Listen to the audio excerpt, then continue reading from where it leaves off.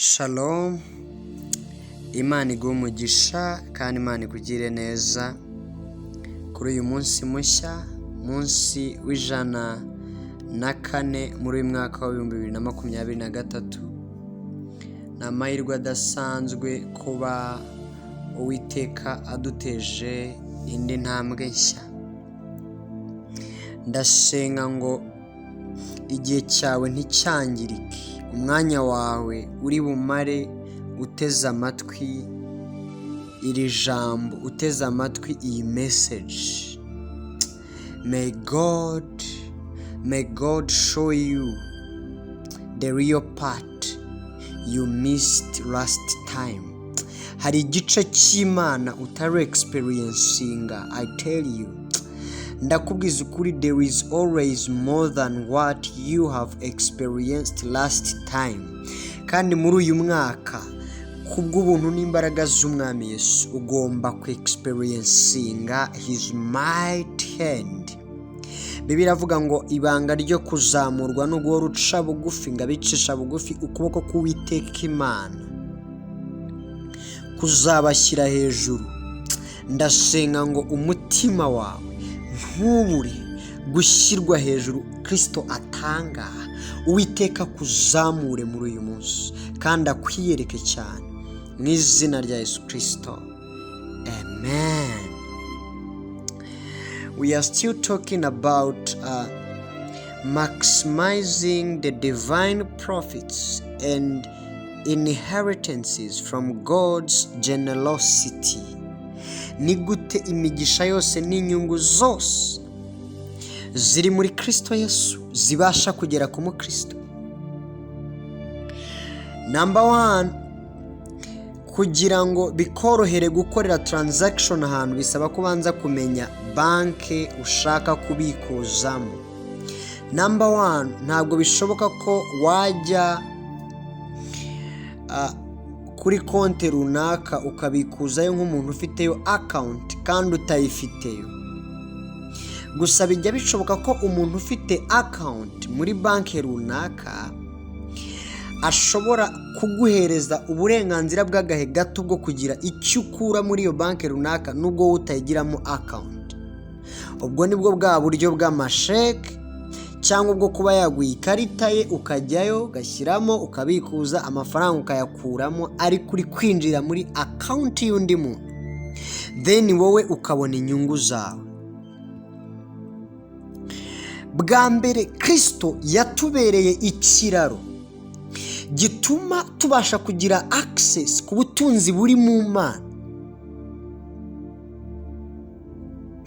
Let me show you this. Ariko aje gushyira iherezo ku buzima bumeze gutyo. Mu gihe cy'abami n'abatambyi umuntu yabaga ariho kugira ngo abashe kugira access, kugira ngo abashe kugira taste ku bwiza bw'Imana budasanzwe, bigasaba ko yinjira muri account y'abatambyi. Ni ukuvuga ngo inyungu zose n'imigisha ituruka ku Mana uwizera yabonaga byasabaga ko we yinjira muri account y'abatambyi, kuko abantu basanzwe batari abatambyi nta n'umwe wari wakagize ubushobozi bwagira personal account iri accessible within the body of Christ.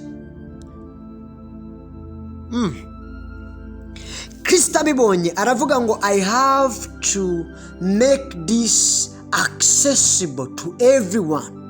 Ruvuga ngo muri Kristo ubwo bose baremwa kimwe bakwiye no kugira ibingana, and the doors are open.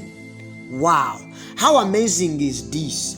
Reba, Kristo aje afashe bwa buzima bwari bumeze gutyo bwo guhora winjira muri account y'abantu. Kuvuga ngo inyungu zibiri mu bwami bw'Imana wajya kuzibona, ariko bikamera nk'uko umuntu yagutiza ATM ye ukajya kubikuza ari ukoresheje, ubutatayigwaye nta kintu wakora.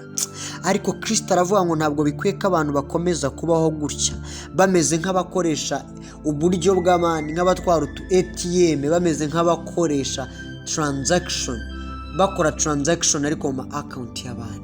Aravuga ngo buri muntu birakwiriye ko agirana umubano nanjye wihariye, akajya yaccessinga ubu bwiza nta kindi bimusabye.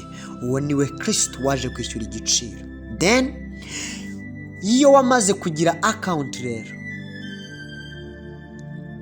nta muntu n'umwe wabyuka ngo ajye kubikuza muri konte atigeze abitsamo ngo ajye gutonda ngo avuge ngo mumpa amafaranga. Nta account agira yo ngo ajye kwaka bakaje yabaha amafaranga. Bivuze ngo kugira ngo umenye iby'inyungu n'imigisha biri muri Kristo Yesu, icyambere ugomba gusobanukirwa ngo who is him, who is he. Icyambere ugomba gusobanukirwa ngo who is Jesus, ninde. Uko birakwiye kumenya aho wabikije ahariho. Impamvu ukwiye kumenya Kristo nuko hajya haba igihe ukenera withdraw. So ntabwo wabikuza utazi aho ujya ubitsa. Kumenya Kristo bituma umenya aho imigisha n'inyungu zose umukristo agenerwa uzabikura. Wow, somebody nanyumve, my God. Umwungeri mwiza avugana nawe uyu munsi arashaka ko muri wowe habamo gukura, ukaguka mu byo ukora, mu byo uvuga, nk'ikimenyetso kigaragaza ko wamaze kumumenya mwahuye. Can I say this? Hari ikintu utakwigera ukora kugeza ubaye mukuru. Ndetse na Yesu ubwe twizera, misiyo yamuzanye byamusabye ko agera mu myaka 30 ngo igire itangiriro rizima irindi irangira. Ntabwo yabikoze kuri 7, ntiyabikoze kuri 15. Ni ukuvuga ngo buri gihe hari process, hari inzira ibintu bigomba gucamo. Iyo utinze gukora subscribe ku nzira bicamo kugira ngo uzagere ku mwuzuro w'icyo Kristo yakuremeye gukora, birangira utinze kuzuza icyo ashaka ko wuzuza. Kandi iyo umuntu abaye careless, ntakore icyo Kristo ashaka ko yuzuza mu gihe cyanyacyo, ntabwo ari we gusa uba wihemukiye, ahubwo abahemukiye abantu benshi bamushamikiyeho. There is what I define as a chain of God. You just watch your life. Urebe ahantu Imana igukuye nko mu myaka 10 ishize. Hari shene Imana yubaka yo gufata kanaka uyu nguyu uvuga ikamuhuza na kanaka wundi, and then uko kugenda iguhuza n'abantu mu buryo buri miraculous, mu buryo buri bw'ibitangaza. Miraculous ukagenda uhura n'abantu muri ubwo buryo kandi bakagenda babo bomugisha n'umumaro ku buzima bwawe. That's what I define as a chain of God, cyangwa shene y'Imana. Muri shene y'Imana rero, iyo jewe ntari gukura ngo ngere ku kigero cyo gukora ibihamba, hari abantu Imana ibiri gupanga kunshamikizaho ngo mbabere cyangwa wowe ubabere urugi rubinjiza mu bindi bikomeye kurushaho. Iyo utiteguye bivuze ngo ntabwo ari we wihemukiye gusa, ushamikiye n'aba bantu bari bategereje ko wiyentegra, bari bategereje ko ukura gato ukagwiza imbaraga ziba holding for a while. And if someone aregetse ukaba utabasha kumuholdinga for some moment, ukaba utabasha kumufata ngo ye kumanuka mu kumanga, bivuze ngo we are having a lot of innocent people who are going to suffer because of someone who is not ready. This works like a team. Iyo duhagaze nka equipe ukaba mubi muri teamwork, ntabwo ari we gusa ubabara, n'abandi bibagiraho ingaruka. So in the body of Christ, nuri yuri hanze afite umumaro. Reka nkubwire, nuvuga ngo kimwe mu bintu Kristo ashaka ko dukora ni ukuvuga ko ari mwiza mu gihe nk'iki. You know why? Whoever that was created, every man that was created who is alive today, ni urugingo rw'uyu mubiri wa Kristo. bivuze ngo kuba ari hanze hariya bivuze ngo uyu mubiri wa Kristo ntabwo wuzuye n'ingingo zawo zuzuye.